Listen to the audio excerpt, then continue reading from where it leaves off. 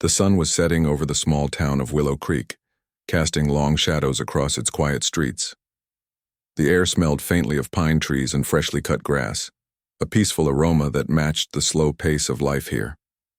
In this sleepy corner of the world, everyone knew each other, or at least thought they did. But there was one man whose presence always seemed to linger just outside the spotlight: Marcus Carter. Marcus wasn't like the others in Willow Creek. He didn't attend community barbecues or join the local book club. Instead, he kept to himself, living in a modest house on the edge of town with no wife, no kids, and no pets. People whispered about him sometimes. They noticed his muscular frame, the way he carried himself with an almost military precision, and the scars on his knuckles that hinted at a violent past. But most people respected his privacy because, well, Marcus was harmless, or so they thought. What the townsfolk didn't know was that Marcus had once been a soldier, a decorated one at that. For years he'd served in some of the harshest war zones on Earth, earning medals for bravery and leadership. But those days were behind him now, or so he told himself.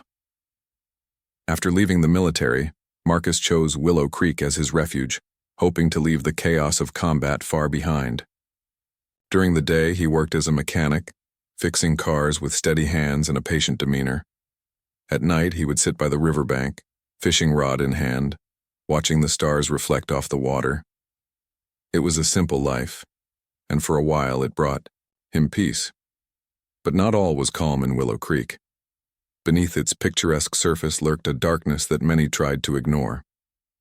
The Iron Hammers, a gang notorious for their racist views and brutal tactics, ruled the underbelly of the town. Dressed in leather jackets adorned with crude symbols, they prowled the streets looking for trouble. Their leader, Jake the Hammer Thompson, was a towering figure with a shaved head and a permanent sneer etched onto his face. Jake hated anyone who didn't fit his narrow definition of normal. Immigrants, minorities, and even outsiders who dared to move into his territory quickly learned to fear the Iron Hammers. One evening, as Marcus was closing up his garage, the sound of heavy footsteps echoed behind him. Turning around, he saw 3 members of the Iron Hammers approaching. 2 of them flanked Jake, cracking their knuckles menacingly. Without hesitation, Jake stepped forward, his lip curling into a sneer as he looked Marcus up and down. "You're new around here," Jake growled, pointing a finger at Marcus. "And you don't look like you belong." Marcus didn't respond. He simply stared at Jake, his expression unreadable. To anyone else, it might have seemed like indifference, but Jake felt something else, a chill running down his spine. There was something about the way Marcus stood, completely still yet radiating tension, like a coiled spring ready to snap. "I'll say it again," Jake spat, taking another step closer. "You don't belong here. Leave before we make you regret staying." Still, Marcus said nothing. His eyes locked onto Jake's, unblinking and unwavering. For a moment, the only sound was the distant hum of crickets. Then, without a word, Marcus turned and walked away, leaving the gang standing there stunned. No one ignored Jake Thompson, not if they wanted to keep breathing. As Marcus disappeared into the shadows, Jake clenched his fists in frustration. "Who does he think he is?" he muttered to his cronies. "Nobody walks away from me like that."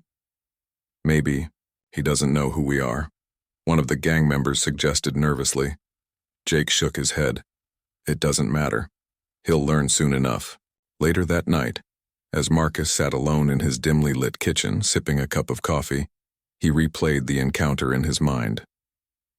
He hadn't expected trouble in Willow Creek, but he wasn't surprised either. Trouble followed him wherever he went. It always had. What concerned him more was the realization that these men weren't just bullies. They were predators, feeding off fear and intimidation. And now, they had set their sights on him. For a moment, Marcus considered leaving. He could pack up his things, hop in his truck, and drive somewhere else, somewhere safer. But then he remembered why he'd come to Willow Creek in the first place: to escape the cycle of violence. Running wouldn't solve anything. Besides, deep down, Marcus knew he couldn't run forever.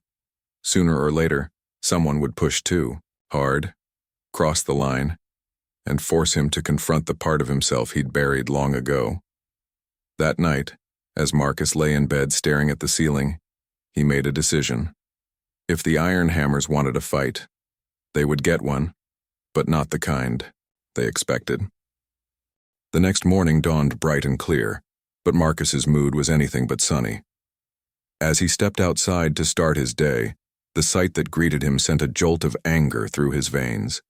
His car, a beat-up old truck he'd fixed up himself, was vandalized beyond recognition. The tires were slashed, jagged cuts slicing through the rubber like wounds. Splashes of red spray paint covered the hood and doors, spelling out hateful words that burned into Marcus's eyes. Words like leave and not welcome. It didn't take a genius to figure out who was behind this. The Iron Hammers had made their point loud and clear: get out or face worse. Most people in Willow Creek would have been terrified. They might have packed their bags, called the police, or begged for forgiveness. But Marcus wasn't most people. Instead of panicking, he stood there silently, studying the damage with cold, calculating eyes. His jaw tightened as he clenched his teeth, but other than that, his expression gave nothing away. Marcus knew how gangs like the Iron Hammers operated. They thrived on fear, feeding off the reactions of their victims. If you showed weakness, they pounced.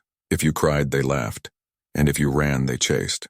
But Marcus had faced far scarier things than a bunch of small-town thugs. He'd stared down enemies armed with machine guns, dodged bullets in war zones, and survived situations that would make even the bravest men break. These cowards? They were amateurs. Still, Marcus understood the stakes. Ignoring them wouldn't make them go away.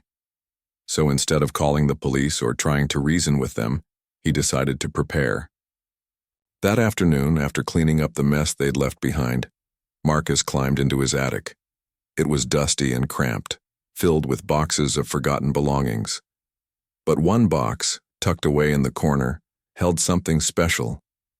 Inside were items from his past, things he hadn't touched in years. Combat boots, still sturdy despite their age, camouflage pants and a jacket, faded but functional. And then there were the weapons. A hunting knife, sharp enough to cut through bone. A baseball bat wrapped in barbed wire, a relic from his teenage days. A handgun, legally registered and rarely used. Marcus laid everything out on the floor, inspecting each piece carefully. His hands moved with practiced ease, cleaning and oiling the knife until it gleamed under the dim light. As he worked, memories flooded back, memories of battles fought, friends lost, and lessons learned. One lesson stuck out above all others. Never underestimate your enemy. The Iron Hammers might be amateurs, but they were dangerous amateurs. Underestimating them could cost him dearly. By the time night fell, Marcus had transformed. Gone was the quiet mechanic who spent his evenings fishing by the river. In his place stood a man prepared for war. He wore his old combat gear, the weight familiar and comforting. Around his waist, he strapped a belt loaded with tools and supplies. The knife rested in a sheath at his side, ready to be drawn at a moment's notice. Standing in front of the mirror, Marcus barely recognized himself. For the first time since moving to Willow Creek, he felt alive, but also dangerous. Meanwhile, across town, the Iron Hammers celebrated their victory at T, a dingy bar. Jake sat at the center of the table, surrounded by his cronies, a smug grin plastered across his face. Empty beer bottles littered the table, and the air reeked of sweat and stale alcohol. "That'll teach him," Jake boasted, raising his glass in a toast. "He'll be gone by tomorrow. Mark my words." His gang cheered, slapping him on the back and laughing at the thought of Marcus running scared. None of them noticed the unease creeping into the corners of their celebration. Something about the way Marcus had walked away. It wasn't right. Most people would have yelled, begged, or cried. But Marcus? He hadn't said a word. It was as if he didn't care. Or worse, as if he wasn't afraid. One of the younger members, a skinny kid named Tim, voiced his doubts. "You sure we should have messed with him, Jake?" he asked nervously. He looked, I don't know, kinda scary. Jake slammed his fist on the table, glaring at Tim. "Scary? You think some washed-up mechanic scares me? Please, we're the Iron Hammers. Nobody stands up to us. Tim nodded quickly, shrinking back into his seat. No one dared argue with Jake when he got like this. But deep down, even Jake couldn't shake the feeling that something was off. Back at his house, Marcus sat alone in his living room, the faint glow of a lamp casting shadows across the walls. He cleaned the knife again, methodically wiping it down with a cloth. His mind raced with strategies, scenarios, and possible outcomes. What would the Iron Hammers do next? Would they escalate? How many of them would come? Where would they strike? Marcus didn't have all the answers, but he didn't need them. He trusted his instincts, honed over years of training and survival. Whatever happened next, he would be ready. Outside, the wind howled through the trees, rattling the windows. Somewhere in the distance, a dog barked. The night was quiet, almost peaceful. But beneath the surface, tension simmered like a storm waiting to break. Jake and his gang had thrown down the gauntlet. Now, it was Marcus's turn to pick it up. The Iron Hammers didn't wait long to make their next move. 2 nights after vandalizing Marcus's truck, they gathered at their usual hangout, a rundown warehouse on the outskirts of Willow Creek. The air inside was thick with cigarette smoke and testosterone. Beer bottles clinked together as Jake paced back and forth, his face flushed with anger and determination. "That guy thinks he can walk away from us?" Jake growled, slamming his fist into the palm of his hand. "He thinks we're some joke? Not anymore." His gang nodded eagerly, fueled by alcohol and misplaced bravado. They were itching for a fight, eager to prove themselves to their leader. To them, Marcus was just another target, someone who needed to be taught a lesson. But Jake knew better. There was something about Marcus that unsettled him, something he couldn't quite put his finger on. Still, fear wasn't an option. Not for Jake. Not in front of his men. "We hit him tonight," Jake declared, pointing at a crude map of Willow Creek spread out on a table. "Hard, no more warnings. We show him what happens when you mess with the Iron Hammers." The gang cheered, their voices echoing through the empty warehouse. Jake handed out bats, pipes, and knives, arming his men for the attack. Then, with a final rallying cry, they piled into their cars and sped off into the night, leaving behind nothing but tire tracks and broken glass. Meanwhile, Marcus sat in his darkened living room, listening to the distant rumble of engines. He had expected this, known it was coming. Gangs like the Iron Hammers weren't known for their patience. Once they decided to act, they acted fast and reckless. Marcus stood up slowly, his movements deliberate and precise. He checked his gear one last time, making sure everything was in place. The knife was sharp, the bat sturdy, and the flashlight fully charged. Satisfied, he moved to the window and peered outside. Sure enough, 3 cars pulled up along the road, leading to his house. Shadows spilled out of the vehicles, armed and dangerous. "Here we go," Marcus muttered under his breath. Instead of panicking, Marcus felt a strange sense of calm wash over him.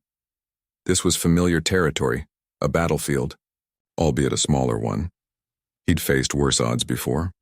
What set him apart now was preparation. While the Iron Hammers relied on brute force and intimidation, Marcus had strategy and experience on his side.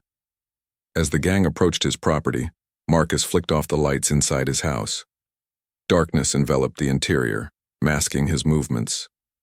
He slipped into the shadows, positioning himself near the garage where the confrontation would inevitably begin. The first sign of trouble came when the gang kicked open the side door of the garage. They stumbled in, drunk and disorganized, shouting threats into the darkness. "Come out, Carter," Jake bellowed, his voice dripping with venom. "You think hiding will save you?" But Marcus didn't respond. Instead, he waited, letting them wander deeper into his trap. One of the gang members tripped over a loose board Marcus had rigged earlier, sending him sprawling to the ground with a curse. His companions laughed until another stepped forward and triggered a tripwire. A bucket of nails clattered down from the ceiling, narrowly missing its target but startling everyone. "What the hell is this?" one of them shouted, spinning around wildly. Before they could regroup, Marcus struck, Emerging from the shadows like a ghost, he moved with lethal precision. The first attacker barely had time to raise his bat before Marcus grabbed his arm, twisted it behind his back, and slammed him face first into the concrete floor. The man screamed, clutching his broken nose as blood poured between his fingers. The second gang member lunged at Marcus, swinging his pipe wildly. Marcus sidestepped the clumsy attack, grabbing the weapon mid-swing and yanking it out of the man's grip. With a swift kick to the stomach, he sent the attacker stumbling backward, gasping for air. By now, panic had set in among the remaining gang members. They scrambled to retreat, but Marcus was too fast. He disarmed another man, using the stolen pipe to knock him unconscious with a single blow. Each movement was calculated, efficient, and devastating. Jake watched in horror as his men fell one by one. For the first time in years, he felt true fear gripping his chest. This wasn't supposed to happen. They were supposed to crush Marcus, not the other way around. "Let's get out of here," one of the surviving gang members yelled, turning to flee. But Marcus wasn't done yet. As the last few attackers tried to escape, he blocked their path, standing tall and unyielding. His eyes locked onto Jake, who stood frozen in place, gripping a knife tightly. "It's over," Marcus said, his voice low and steady. Jake hesitated, then lunged forward, slashing wildly with the knife. Marcus dodged effortlessly, grabbing Jake's wrist and twisting it until the weapon clattered to the ground. With a final shove, he sent Jake crashing to his knees. "Tell your friends," Marcus whispered, leaning close enough for only Jake to hear. "This isn't over. Next time I won't stop." Jake nodded frantically, tears streaming down his face. Without another word, Marcus released him and stepped back, allowing the terrified gang leader to scramble to his feet and run. When the dust settled, the garage was a scene of chaos. Broken weapons, shattered glass, and groaning bodies littered the floor. Only Jake and a handful of his men managed to escape, limping back to their cars and speeding away into the night. Back, inside the house, Marcus leaned against the wall, catching his breath. His heart pounded in his chest, adrenaline coursing through his veins. It had been years since he'd fought like that, and though he hated violence, he couldn't deny the satisfaction of protecting himself, and maybe even the town, from cowards, like the Iron Hammers. For now, the immediate threat was neutralized. But Marcus knew better than to relax. The Iron Hammers wouldn't give up so easily. This was just the beginning. Outside, the wind picked up again, rustling the leaves and carrying whispers of the night. Somewhere in the distance, a dog howled, a mournful sound that echoed Marcus's thoughts. Peace in Willow Creek was fragile, and it might never return. But for now, Marcus had proven one thing: he wasn't someone to be trifled with. The Iron Hammers didn't take defeat lightly. Jake Thompson, humiliated and enraged by the events of the previous night, couldn't let Marcus win. In his twisted mind, losing to a single man wasn't just unacceptable, it was unthinkable. To him, it was a stain on his reputation that needed to be erased, no matter the cost. The next morning, Jake gathered what remained of his gang at their hideout. Most of them were nursing injuries, bruised ribs, black eyes, and split lips. But none dared to complain. Fear of Jake's wrath outweighed their pain. As they sat around in silence, Jake paced back and forth, his face red with fury. Every step he took echoed through the warehouse like thunder. "We got our asses handed to us," Jake growled, stopping abruptly to glare at his men. "By one guy. No one spoke. They all knew better than to interrupt Jake when he was in this kind of mood. His fists clenched tightly, veins bulging in his neck as he continued ranting. "But we're not done yet," he said, his voice dropping to a menacing whisper. "Not even close." Jake reached into a duffel bag and pulled out several handguns, tossing them onto the table. The weapons clattered loudly, drawing nervous glances from his gang members. Some shifted uncomfortably in their seats, while others avoided eye contact altogether. They weren't soldiers or fighters. They were bullies who relied on numbers and intimidation. Guns changed things. "This time," Jake said, picking up one of the guns and pointing it at the ceiling, "we finish him, for good." That evening, Willow Creek was eerily quiet. The streets were empty, the shops closed early, and the usual chatter of neighbors replaced by an unsettling stillness. It was as if the entire town could sense something was coming, a storm brewing on the horizon. Marcus, however, remained calm. He had spent the day fortifying his property, setting traps and clearing escape routes. Broken glass lined the edges of his driveway, sharp shards glinting under the moonlight. Tripwires crisscrossed his yard, rigged to set off alarms or makeshift obstacles. Inside the house, every window was covered, every light switched off. Marcus moved through the shadows like a phantom, checking his gear and rehearsing his plan one last time. He knew this would be the final confrontation. Jake wouldn't stop until either Marcus was gone or the iron hammers were wiped out. And Marcus had no intention of leaving. By midnight, the iron hammers arrived. A convoy of cars rolled up silently, parking along the edge of Marcus's property. Shadows poured out of the vehicles, armed with bats, pipes, and now, guns. Jake led the charge, his face pale but determined. He carried a pistol in one hand and a knife in the other, his confidence bolstered by the firepower at his disposal. "Stay alert," Jake ordered, motioning for his men to spread out. "We hit hard and fast. No mistakes." The gang advanced, cautiously, wary of the darkness surrounding them. One of them stepped on a shard of glass hidden in the grass, cursing loudly as blood seeped from his foot. Another triggered a tripwire, sending a bucket of nails crashing down onto his head. Panic rippled through the group as shouts and curses filled the air. "What is this? Some kind of booby trap?" One gang member yelled, backing away nervously. "Shut up and keep moving," Jake snapped, though his own hands trembled slightly. Inside the house, Marcus listened intently, tracking their movements. He waited patiently, letting them stumble deeper into his web. When the first gang member tried to break through the garage, "Tower," Marcus struck. Emerging from the shadows, he moved like lightning. A well-placed kick sent the attacker flying backward, disarming him instantly. Another gang member raised his gun, but Marcus grabbed a nearby wrench and hurled it with deadly accuracy, knocking the weapon from his grasp. Chaos erupted as Marcus fought his way through the attackers. Each movement was calculated, each strike precise. He used the environment to his advantage, ducking behind pillars and using debris as cover. Bullets whizzed past him, embedding themselves in walls and furniture, but Marcus remained unscathed. Years of training had taught him how to anticipate danger, how to stay one step ahead of his enemies.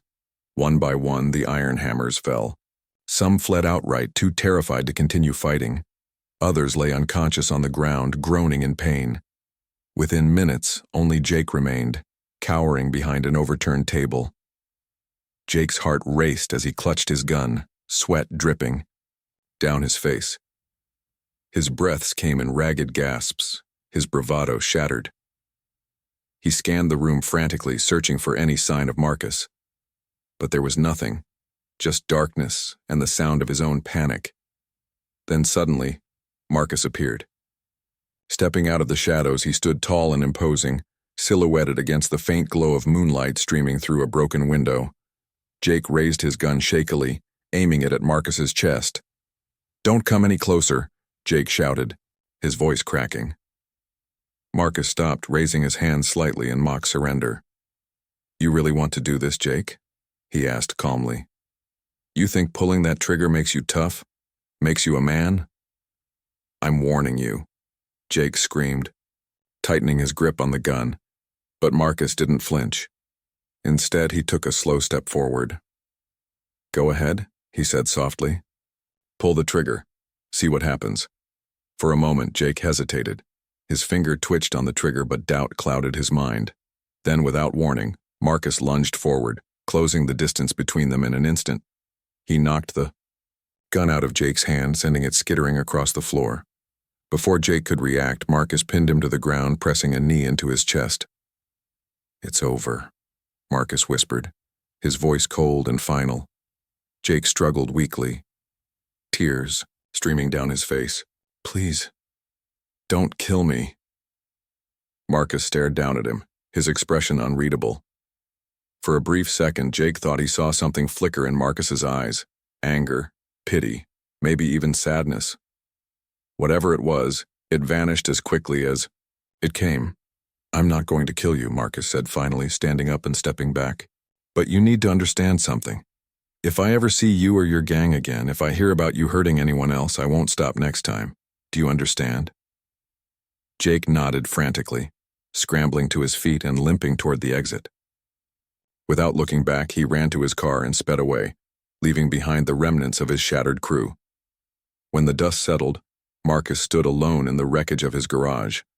The smell of gunpowder hung heavy in the air, mingling with the scent of spilled oil and shattered glass. Exhaustion weighed heavily on his shoulders, but a strange sense of peace washed over him. He had faced his demons tonight, not just the iron hammers, but the part of himself he'd tried so hard to bury. Violence wasn't something he enjoyed, but sometimes it was necessary. Sometimes standing up to evil meant meeting it head-on, no matter the cost. As dawn broke over Willow Creek, casting golden light over the battered landscape, Marcus began cleaning up the mess. The town would wake soon, unaware of the battle that had taken place during the night. Life would go on, quieter now, safer, thanks to the man who refused to run. For Marcus, the fight was far from over. But for tonight, at least, he had won. The morning sun rose over Willow Creek, its golden rays spilling across the town like a warm embrace. Birds chirped in the trees, and the faint hum of daily life began to stir. To most residents, it seemed like any other day, a quiet, uneventful start to a new chapter. But beneath the surface, a profound change had taken place. The iron hammers were gone. Word spread quickly about what had happened that night. Those who dared venture near Marcus's house reported seeing the aftermath: broken weapons scattered across the yard, bloodstains on the ground, and the unmistakable signs of a brutal fight. Rumors flew through the town faster than wildfire. Some claimed they'd seen Jake Thompson fleeing in terror, his face pale and streaked with tears. Others whispered about Marcus, describing him as some kind of unstoppable force, a man who had single-handedly dismantled an entire gang. For the townspeople, Marcus became something of a legend. No one knew exactly how he'd done it, or what kind of training he possessed, but everyone agreed on one thing. He was different, quiet, reserved, and unassuming during the day, yet capable of extraordinary feats when pushed too far. At first, people were hesitant to approach Marcus. They weren't sure how to thank him, or even if they should. After all, violence wasn't something Willow Creek prided itself on. But slowly, gratitude began to emerge. A local shopkeeper left a basket of fresh vegetables outside Marcus's door. An elderly neighbor brought him a homemade pie. Even the mayor stopped by one afternoon, shaking his hand and offering a heartfelt thank you. Marcus accepted these gestures graciously but remained distant. He didn't seek recognition or praise. He simply wanted to live his life in peace. Still, he couldn't deny the sense of satisfaction that came with knowing he'd made a difference. For years, the iron hammers had terrorized Willow Creek, preying on the weak and vulnerable. Now, thanks to Marcus, the streets felt safer, freer. Children played outside without fear, and shopkeepers left their doors unlocked at night.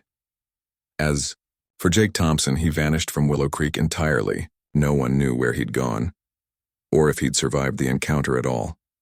Some said they spotted him begging for money in another city, his once proud demeanor reduced to a shell of its former self. Others swore they saw him working odd jobs, under fake names, trying desperately to escape the shadow of his failure. Whether true or not, one thing was certain: Jake would never return to Willow Creek. The memory of that night, the image of Marcus standing tall and unyielding, would haunt him for the rest of his life. Without their leader, the Iron Hammers disbanded. Its remaining members either fled town or went into hiding, too ashamed to show their faces. Over time, the gang faded into obscurity, becoming nothing more than a cautionary tale told around campfires and late-night bonfires. Life returned to normal, or as close to normal as it could be, for Marcus.